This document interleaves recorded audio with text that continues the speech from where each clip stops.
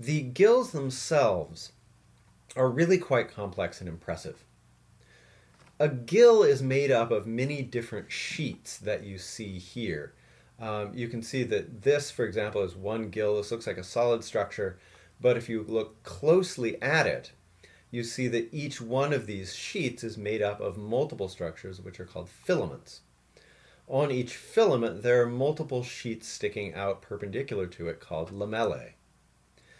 The upshot of this is that there is a tremendous amount of surface area that's exposed to passing water by these structures. And the way in which the blood flow moves through the lamellae maximizes the amount of oxygen uptake that a fish can accomplish. The way that this is set up, the way that blood flow is set up through the lamellae, is what's called countercurrent flow. And let me just explain quickly, if I can, why countercurrent flow is so impressive. When you have blood flowing through the gills of a fish, you've basically got two options.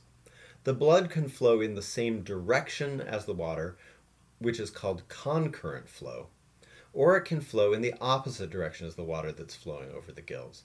That's called countercurrent flow. I want to illustrate the importance of countercurrent flow by first showing you what happens if you've got concurrent flow. So let's imagine that in the gills of a fish, you have the water and the blood moving in the same direction, from the anterior end, toward the nose, toward the posterior end, or the tail. At the outset, you have basically blood that is maximally deoxygenated. It's dropped off all of its oxygen at the tissues. It's carrying as little oxygen as it can. On the other hand, the water is fully oxygenated. It's just got breathed in the fish's mouth. None of the oxygen has been removed yet. As a result, what you're going to see is a tremendously fast transfer of oxygen from the water to the blood. Okay, so this yellow arrow here denotes the not just the direction in which the oxygen is moving, but the speed at which it's moving. It's going to move very quickly into the blood. And so you're going to see this rapid increase in the amount of oxygen that's in the blood. Obviously, the amount of oxygen in the water is going to fall equally rapidly. As the gradient between these two fluids decreases, the rate at which oxygen moves from water to blood is going to decrease. But oxygen will continue to move from the water to the blood until there's an equal concentration in the water and the blood. So both of them are basically at 50% oxygenation. And at that point, there's no longer a gradient. And so when the blood leaves the gills, it's only 50% oxygenated. There's a lot of oxygen that makes it all the way through the gills and it's expelled from the fish's gills out into the open water again. Now contrast that with countercurrent exchange, where the deoxygenated blood is coming in at the posterior end of the gills, at the rear, where the oxygenated water is coming in at the anterior end, at the front.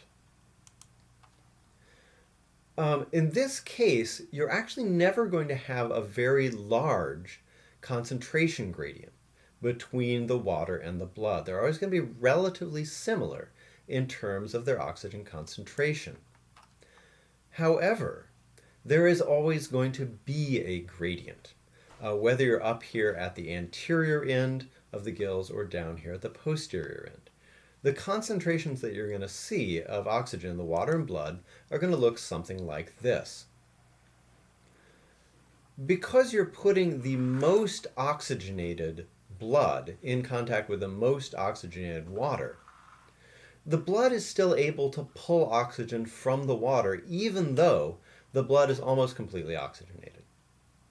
Okay, and even down at this end, even though there's very little oxygen in the water, the blood, because it's completely deoxygenated as it enters the gills, is able to pull that 9% of oxygen over toward the 0%.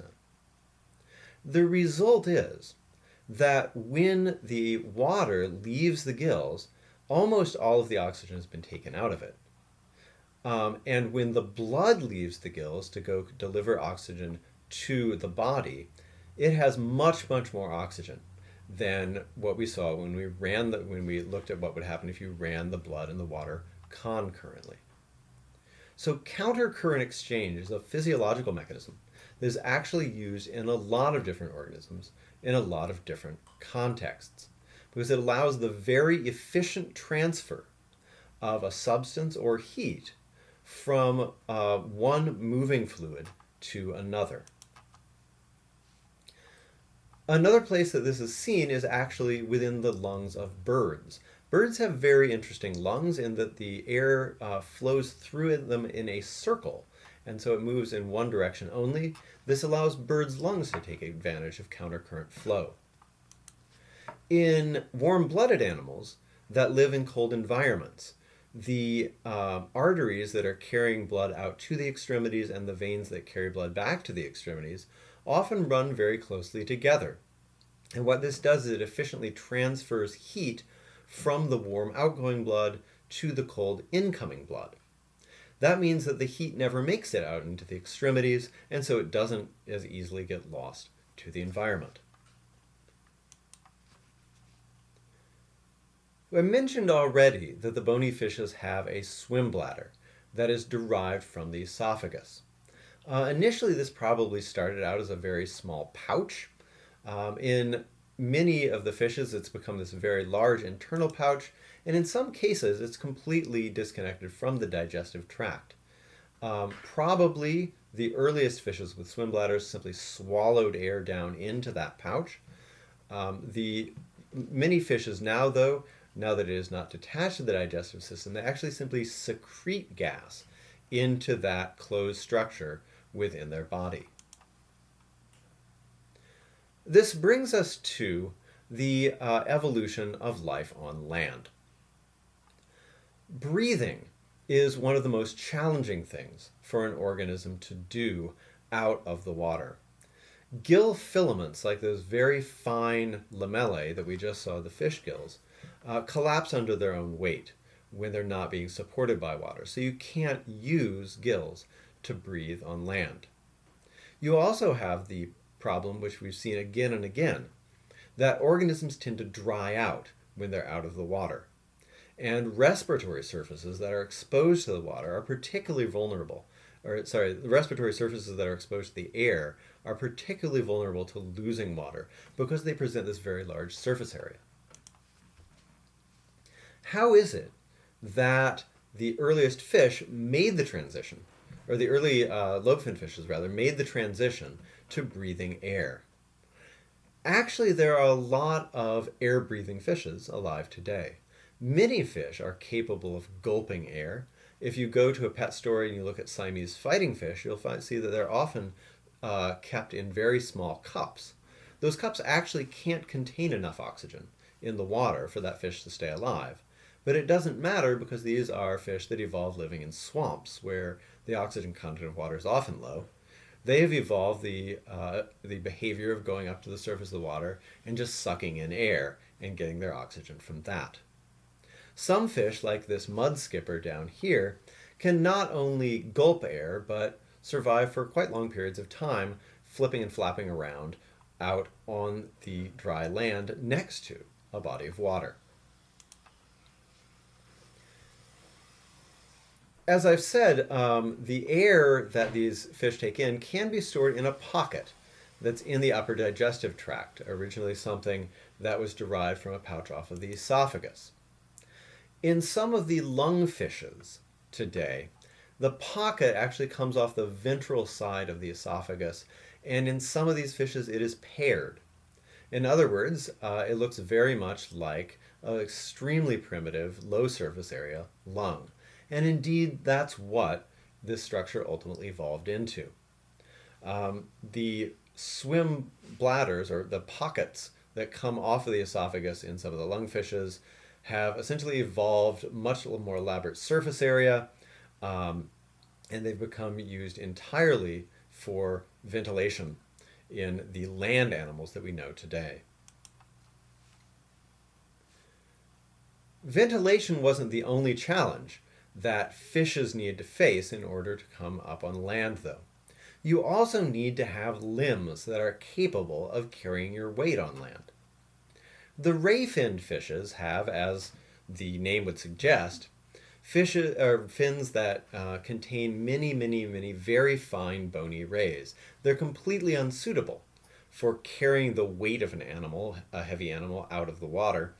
And they don't look at all like the bone structure that you see in tetrapods.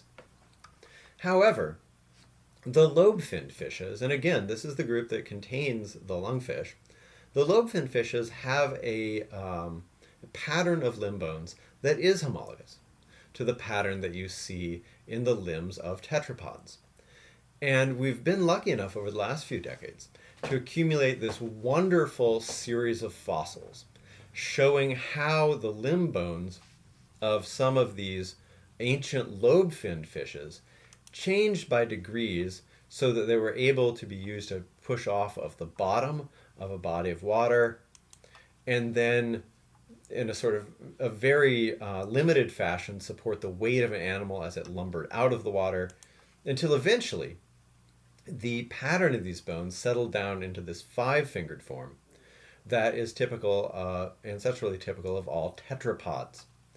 This animal, Limnocelis, was essentially entirely terrestrial. It could use this limb to move its body around on land very easily.